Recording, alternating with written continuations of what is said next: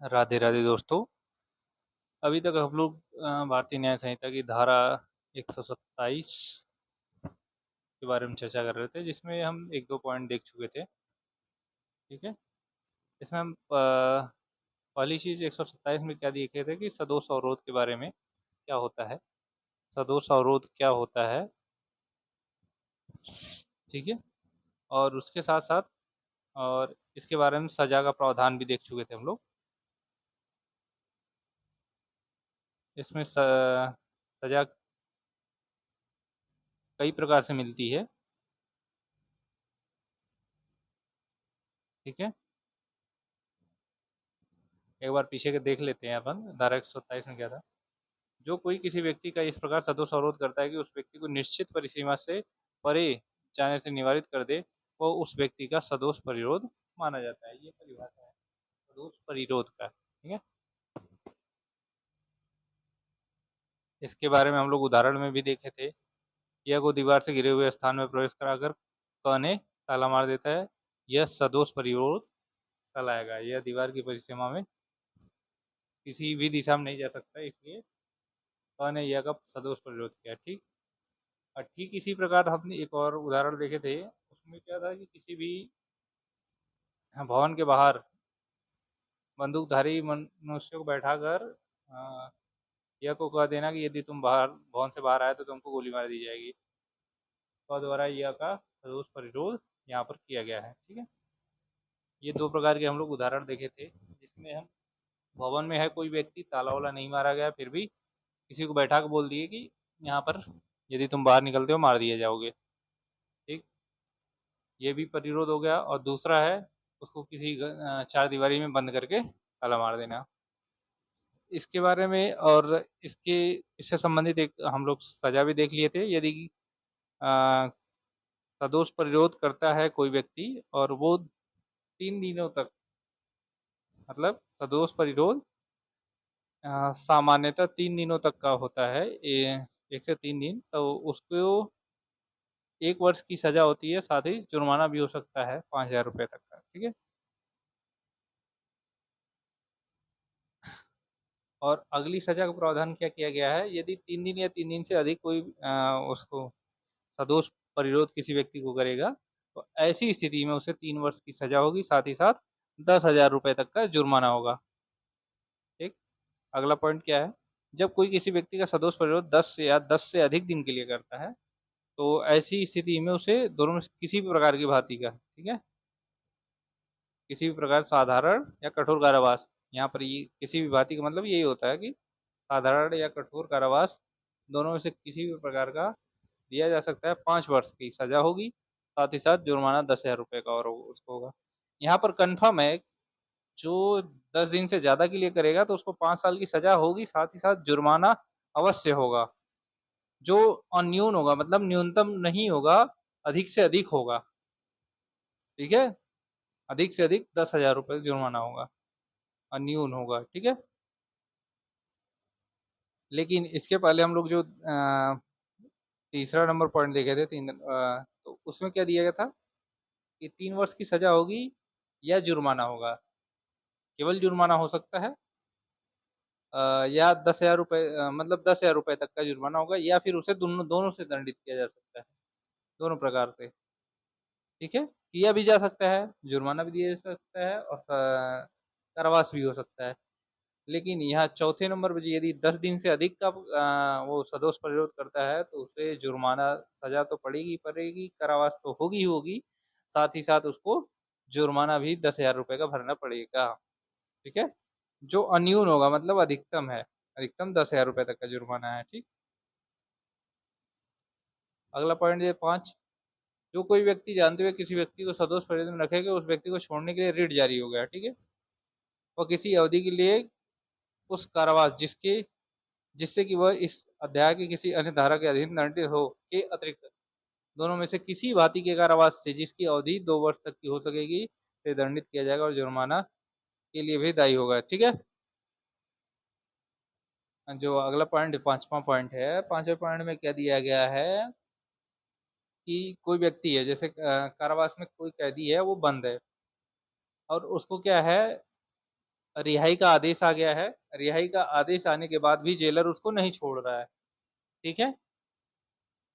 तो ऐसी स्थिति में उसको जेलर को 2 वर्ष की सजा होगी, ठीक है, साथ ही साथ जुर्माना भी होगा उसको, ठीक। परंतु इसमें एक चीज बीच में और दिया था, यहाँ पर क्या दिया है कि किसी अवधि के उस कारावास जिससे कि वह इस अध्याय की किसी अन्य धारा के अधीन दंडित हो, मतलब किसी अन्य धारा के अधीन वो दंडित भी होगा उसी का अवधि के लिए, उसी अवधि के दौरान, तो उसको छोड़कर, के अतिरिक्त दिया था, यानी उसको छोड़कर मान के चलते हैं जो बंदी है, बंदी के ऊपर 2 अपराध चल रहे हैं, ठीक है, 2 प्रकार के अपराध है, और दोनों अपराधों में से एक अपराध की वो चल रही है, क्या बोलते हैं, विचाराधीन है न्यायालय में, दोनों अपराध विचाराधीन है न्यायालय में, और एक अपराध में क्या है, विचाराधीन होने के साथ साथ उसको जमानत मिल जाती है, न्यायालय के द्वारा उसको रिहाई करने का आदेश मिल जाता है। परंतु जो दूसरा अपराध है उसमें उसको रिहाई का आदेश नहीं मिलता, इसलिए उसको क्या किया जाएगा, नहीं छोड़ा जा सकता, इसके अतिरिक्त, मतलब ये अपवाद स्वरूप हो जाएगा, तो ऐसी स्थिति होगी तो उसको नहीं छोड़ा जाएगा, बल्कि वो जो रिहाई का आदेश जेलर को मिलेगा, उस रिहाई के आदेश पर जेलर के द्वारा ये पूरा वर्णित किया जाएगा कि अन्य मामले में भी ये अभी विचाराधीन है, जिसके जहाँ से इसको रिहाई नहीं प्राप्त है, इसलिए इस व्यक्ति को अभी यही कारावास में ही रखा जा रहा है, और बाकी आपके जो दिए गए हैं, आपके द्वारा दिए गए रिहाई के अनुसार इसे छोड़ दिया गया है, केवल इसे अन्य धाराओं में ही यहाँ पर कैदी के रूप में रखा गया है, ठीक। ये ऐसा पूरा वर्णित करके इसको क्या करेंगे, वो न्यायालय में भेजेंगे, जो रिहाई आदेश है उसके अनुसार उनको वापस भेजेंगे, ये जेलर का काम होगा। परंतु यदि एक ही धारा में है और उसको क्या करते हैं, वो नहीं छोड़ते हैं समय से, तो जेलर के लिए दंड का प्रावधान हो जाएगा, वहां पर उनके द्वारा की अपराध माना जाएगा कि न्यायालय द्वारा कि इन्होंने अपराध किया है, और इनको 2 वर्ष तक की क्या दी जाए, सजा और जुर्माना दोनों दिया जाए, ठीक है। चलिए अगले पॉइंट पर। अगला पॉइंट हमारा है, उसमें क्या दिया गया है, जो कोई किसी व्यक्ति का सदोष परिरोध इस प्रकार करेगा जिससे वह आशय प्रतीत हो कि ऐसे परिरुद्ध व्यक्ति से हितबद्ध किसी व्यक्ति को, ठीक है, जो हम किसी व्यक्ति को सदोष परिरोध कर दिए हैं, या परिरुद्ध जो व्यक्ति है उससे हितबद्ध, हितबद्ध व्यक्ति मतलब उसके रिश्तेदार कोई व्यक्ति हो, या किसी लोक सेवक को ऐसे व्यक्ति के परिरोध की जानकारी न हो पाए, ठीक है, जो जिसका परिरोध हुआ है, ठीक है, सदोष परिरोध किया गया है जिस व्यक्ति का, उसके परिजन को न पता चले, और साथ ही साथ किसी लोक सेवक को, लोक सेवक यहाँ पर कहने का तात्पर्य है कि साधारण तौर पर कहें तो पुलिस को न जानकारी मिले, या किसी अन्य लोग को ये जानकारी न प्राप्त हो और इसको छिपाए, तो ऐसी स्थिति में क्या होगा, उसको परिरोध सदोष परिरोध के लिए जो दंड है वो तो दंड मिलेगा ही मिलेगा, साथ ही साथ उसके अतिरिक्त, ठीक है, इसके अतिरिक्त क्या होगा, अतिरिक्त भी उसे दंड दिया जाएगा, जिसकी अवधि क्या होगी, 3 वर्ष होगी, ठीक है, समझ में आ रहा है। यहाँ पर कहने का तात्पर्य यह है कि रामलाल ने श्यामलाल को क्या किया, सदोष परिरोध किया, उसको उसका सदोष परिरोध किया, यानी बंद कर दिया कहीं, ठीक है, किसी चार दीवारी में बंद कर दिया श्यामलाल को, और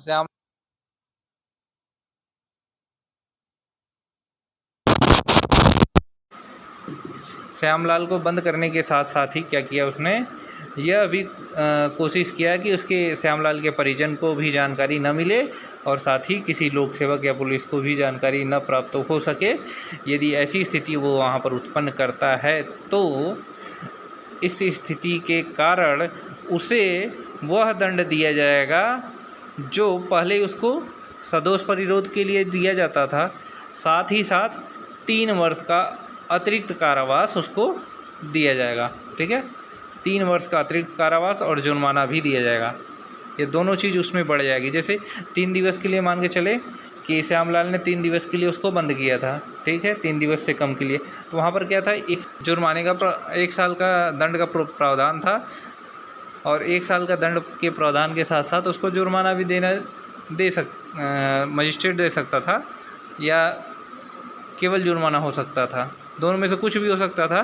तो ऐसी स्थिति में मान लो 1 साल की सज़ा हुई, ठीक, तो अब यहाँ पर उन्होंने उसको छुपा दिया, किसी और से बात मतलब लोक सेवक और परिजन को ही नहीं पता चला, ऐसी स्थिति में छुपा दिया, तो इस स्थिति में उसको 3 वर्ष की और सज़ा हो जाएगी। मतलब 1 + 3 यानी 4 प्लस जुर्माना, जो जुर्माना न्यायालय देगी। ठीक है, तो ये यहाँ पर ऐसी स्थिति बनती है।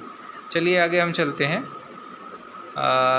7 नंबर पॉइंट पर, कोई किसी व्यक्ति का सदोष प्रविरोध इस प्रयोजन से करे कि उस परिरोध व्यक्ति से या उससे हितबद्ध किसी व्यक्ति से कोई संपत्ति, मूल्यवान प्रतिभूति उद्यापित की जाए, या परिरोध व्यक्ति को या उससे हितबद्ध किसी व्यक्ति को ऐसे अवैध बात करने के लिए या कोई जानकारी देने के लिए जिससे अपराध किया जाना शुकर हो, ठीक है, मजबूर किया जाए, वह दोनों में से किसी भी आर्थिक कार्रवाई जिसकी अवधि 3 वर्ष तक की हो सकेगी, दंडित किया जाएगा और जुर्माने के लिए भी दायी होगा।